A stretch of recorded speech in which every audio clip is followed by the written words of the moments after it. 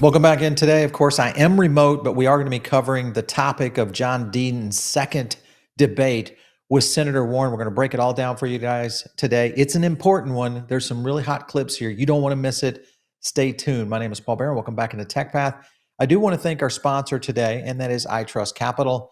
If you guys are wanting to get into a long-term holding of crypto, you can do that right over here on iTrust Capital. It's very easy to do and super simple to enroll. If you don't have an IRA, of course, you can do it with our link down below and get $100 in rewards just by funding your account and get started. All right, let's get into a couple of points here today. And we aired the first debate, and I think a lot of people probably got a good example of what was happening.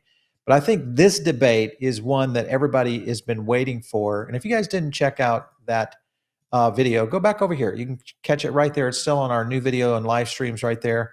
The first debate, John may not have necessarily gained high ground on Senator Warren. Sneak peek, I think he did a lot better on this one. Let me go to clip one where he is basically calling out Senator Warren. Take a look.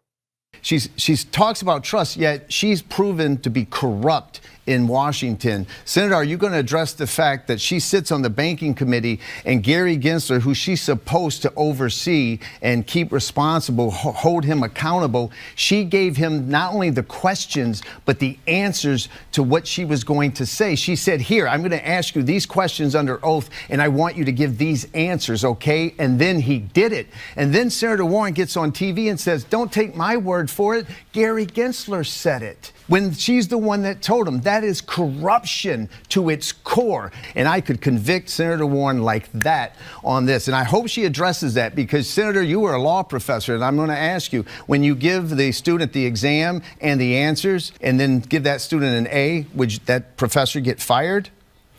Your minute, Senator. So let's start with healthcare, where this question started. You're not going to deal with Gary Gensler? Let's start with healthcare, where this started. Exactly. And nice move there, John. And of course, exactly is the case right now with that. Warren also had a very interesting crypto rule she was trying to forecast as well. Take a look. he wants to talk about corruption. Let's use the 80, 90, 100 rule. 80% of Mr. Deaton's wealth is tied up in crypto. 90% of his funding for this campaign is coming from crypto. Senator, that's and time. 100% Senator, of his that's loyalty time. in Washington Mr. Deaton, you will have 30 be seconds to crypto. respond. That is corruption. Senator. I called her corrupt, and she wouldn't even address it. She just wants to kick it under the carpet and pretend that it didn't happen. I come from extreme poverty.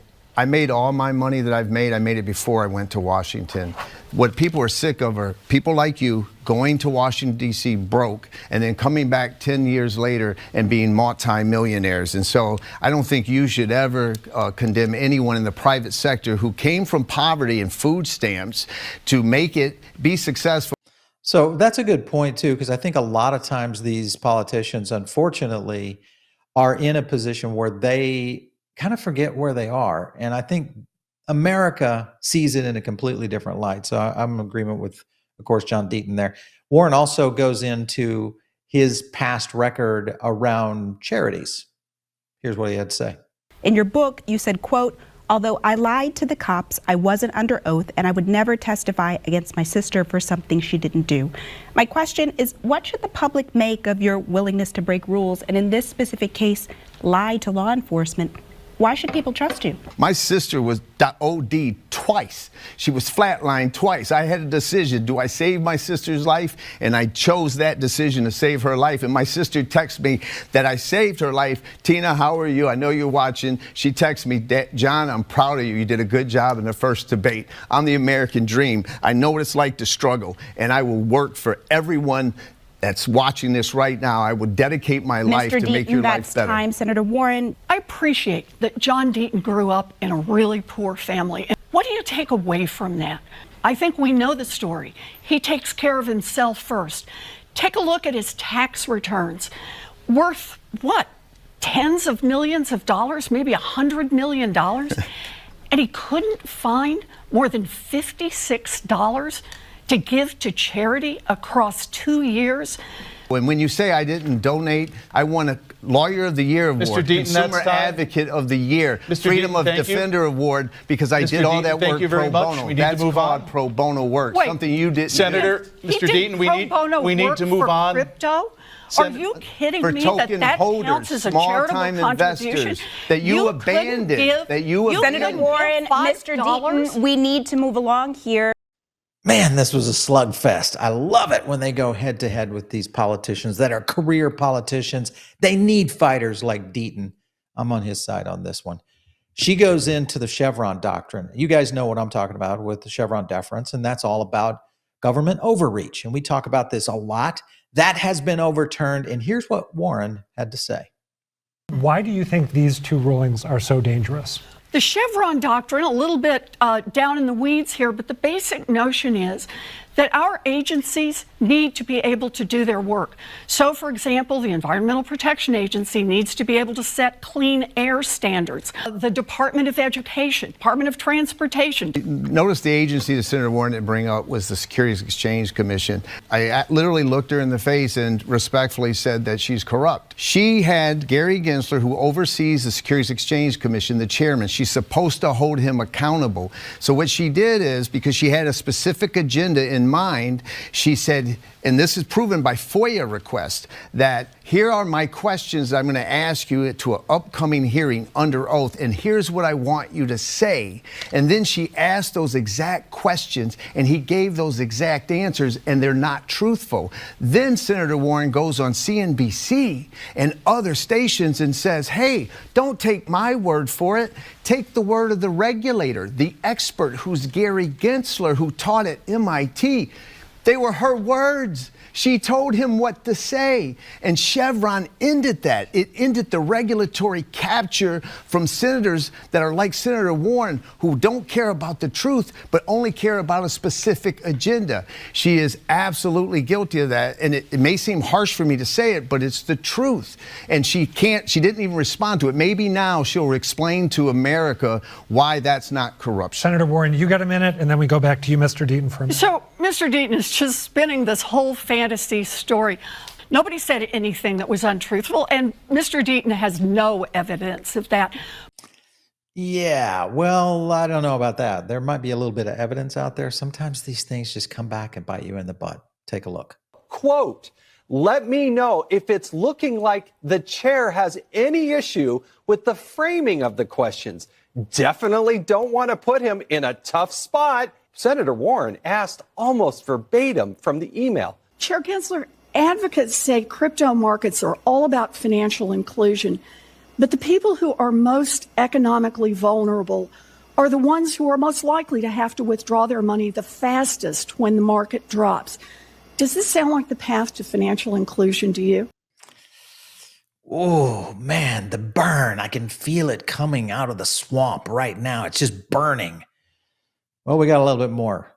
Deaton defends XRP holders again. Take a look. There's a reason that Mr. Deaton is very, very, very focused on the SEC. When they go out and make wild claims about investments and how it's a great investment to buy crypto, Gary Gensler has been pushing back on that and has held these crypto multi-billionaires accountable.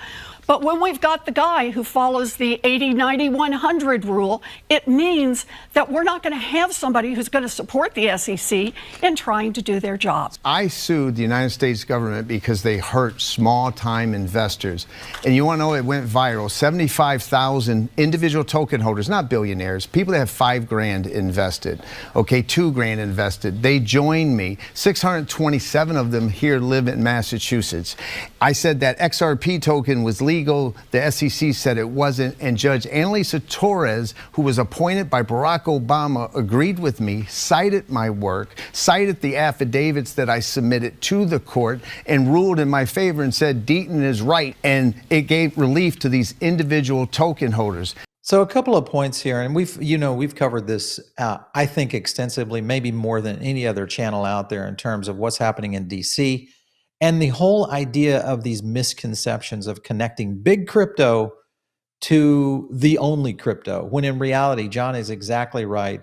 Here's an example of that just coming from this tweet right here. Those are all XRP holders, people. Those are all regular people out there. And of course, right there, Deaton supporting them wearing an XRP shirt. I would say all of crypto, really, when it comes to retail traders, these are people who are trying to get a leg up. This is grandma, your mom, your brother-in-law, people that are not involved in this in any way other than trying to invest in something that is going to outpace what's happening in fiat. That's the key that I think Deaton ran on, and I think that's the reason he's winning on it as well. We know, if you're watching this show, we all know who crypto investors are. But DC doesn't necessarily completely connect to that. And I think the other thing that plays into this is for the broader election that Deaton has to win in Massachusetts, is that he has to convince people who are not invested in crypto to think about the freedom side of it. And I don't know that he completely hit on that. He did defend the idea of who crypto investors are today, but he's got to be thinking about crypto investors of the future. So he's got to start talking and focusing in on the idea of freedom and that anyone can do it. That I think, and he's got the background to do it for sure. So there's a lot that he could do, I think, to continue to kind of win the situation here against Senator Warren. Of course, this is the last debate. So right now it's going to be door to door, I think, for Deaton. This is a clip talking about, Senator Warren talking about crypto holders in general. That's who we are. Take a look. Look, Mr. Deaton wants to talk about drug cartels. He wants to talk about Iran terrorists. But what he doesn't want to talk about is one way that we could actually help cabin that some, and that is to put rules in place on crypto that are actually used by the drug traffickers, the terrorists, and Iran. All of the bad guys. Mr. All right, so this has already been fact-checked quite a bit out there. So if you guys are brand new to crypto, this is not the case. In fact, it's been proven time and time again. If you don't understand blockchain, think of it this way, guys. Blockchain is the easiest thing to track because it's an open ledger. So terrorists and bad guys, they're not going to use blockchain. That's the worst thing to use. So I think this is a thing that she continues to miss on for whatever reason. I don't understand why, but she is missing on it. She also goes in and talks about whether or not he would vote for Trump. Take a look. You know, Senator Warren was asked a question about why is Trump so popular? Why is this race close? You know what she said? She threw her hands up in disgust and said, I just don't get it. I think it's your job, Senator, to get it. And I realize because I don't support President Trump that maybe I'm the right messenger for these elites to get them to understand. Senator maybe Warren, now you get it, Senator. 30 seconds to rebut. You just heard John Deaton say he doesn't support Trump. And yet, he actually posted online that he would vote for Donald Trump over Joe Biden. He has said that he likes Donald Trump's foreign policy better than he has I'll drop out of the race You'll have today. 30 seconds in a moment, John. Can I have my time? Please. Reclaiming my time here. He now wants to come in front of the people of Massachusetts and just tell a different story. Okay, 30 seconds to you, Mr. Deaton, to rebut, then we'll move on. Senator Warren just looked you all in the face and lied through her teeth, just like she lied about her heritage, just like how she lied how she got into Harvard. She just now lied to you. I have been the biggest critic of Donald Trump than anyone. Go on my X account and search in Trump. It was published in the Boston Herald of all the things I've said. Yet Senator Warren looks you in the face and just makes bold-faced lies. That's why I'm running to answer your question, to replace people like Senator Warren who don't have a commitment to the truth. Okay. Warren has been caught in a lot of very speculated lies out there, and many of which even all the way into her Indian heritage, which you kind of hit on there. But man, the low blows that are coming from left and right on this is a real political race. And the fact that Warren is fighting so hard against this tells me she's a little bit worried. This may change the race a little bit. I want to show you a few tweets here. Let's go over to this first one here. Respectfully, if you paid any attention to my post right there, then you know I don't support Biden or Trump. You really have no idea who I voted for. He's talking directly to, of course, people who are pro-Warren. Further into this, absolutely, he did. And there's a Republican president in office right now. I guarantee that I'd do the same thing. Let's not forget that Trump picked Jay Clayton, who he doesn't like. These are the things that he says, hey, I don't like these kind of scenarios that play out. So in that situation, he wasn't necessarily pro-Trump. This last tweet right here is simply kind of hitting it on the head, where he just says, hey, I vote against the incumbent, mainly in most cases, we're seeing scenarios like that play out in almost every political sphere. So I don't think he is necessarily pro-Trump. I think he's pro-freedom and maybe Republican. Obviously, he's running on the Republican ticket. I want to get into another few clips here to kind of break this down, but this is Warren talking about the border bill. I think this is a big one because it puts her at odds with both the Harris camp as well as others. Take a look.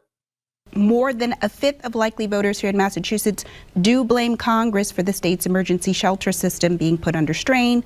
If it had come down to your vote, would you have been for or against it? That's the point. It didn't come down to my vote. The Republicans sunk the comprehensive immigration reform back in 2013. Senator Warren in the last two debates is talking about 2013 and Marco Rubio, and she voted for some bill a decade ago. Senator, the voters need a senator today. They don't need a senator reminiscing about some vote that didn't actually happen. Vice President Harris said she's going to bring back the same exact bill. Senator, will you vote for it? Look, if it's the same exact bill, then I'll certainly take a hard look at it. Which means no. A hard look. I like that. Which means no. So right in the face of course, the Harris campaign, I think that's the position. She's on the outs with the Harris campaign. She always has been, really. And I think this is a problem for Senator Warren going forward. This is another clip of her talking about supporting funding for Ukraine. Take a look. Mr. Deaton, just to be clear, if you were elected to the Senate, would you be a no vote on any future considerations of aid for Ukraine? No, I didn't say that. I said That's my vote has to be earned. Her vote is taken for granted. I want to know what the plan is. And just coming back every 6 months and giving billions and billions and billions of dollars when people can't pay their rent. I just want to know the plan. Let's be clear. Mr. Deaton has already been quoted in the press saying that he will not support funding for Ukraine. That's not true. Well, that's what the press has said. Well, but find it now. He says he. Here's a tweet where they were kind of going at it. I'll zoom in on this for you. So here's Warren saying, "Hey, cryptocurrencies risk undermining sanctions. Russia allowing Putin and his cronies to kind of evade the economic situation, which we all know about what that's happened there." Of course, Deaton said, "Hey, don't worry about it. Don't let a crisis go to waste here," because crypto was the thing that was actually making its way into Ukraine and helping families and people who were really struggling. It was crypto in 2 days that had done more for Ukraine than, of course, Senator Warren in her entire career, according to his tweets. So just a couple of points, I think, that kind of hit it home right there for John Deaton. Other points I want to get to, of course, is this last clip, and this is getting into Warren, whether or not she would even be and how she would be looked at in Kamala Harris's campaign and the administration should the Harris campaign win. Take a look. If Kamala Harris is successful in her presidential run, would you consider serving in her administration? And if she is not, would you consider running for president again yourself in 2028? No and no. Okay, so no and no. No in the sense that she's not on the in for the Harris administration, and she's not on the in for the greater potential for the president. So she basically says Washington doesn't want her, and neither do the American people, because she's been turned down and been defeated before in her presidency run. So I think these are the problems right now. Massachusetts voters have got to come to realization that it is time for change, and this is your chance to do it. If you look at the current polls on this right now, latest polls right here, I'll scan on down. You've got Deaton holding that 34%, not really that far behind right now. This is the October 10th poll coming in right there, so you guys can kind of see it. And if you look further into this, I mean, he's been holding this position for a bit. I think he clearly won this debate.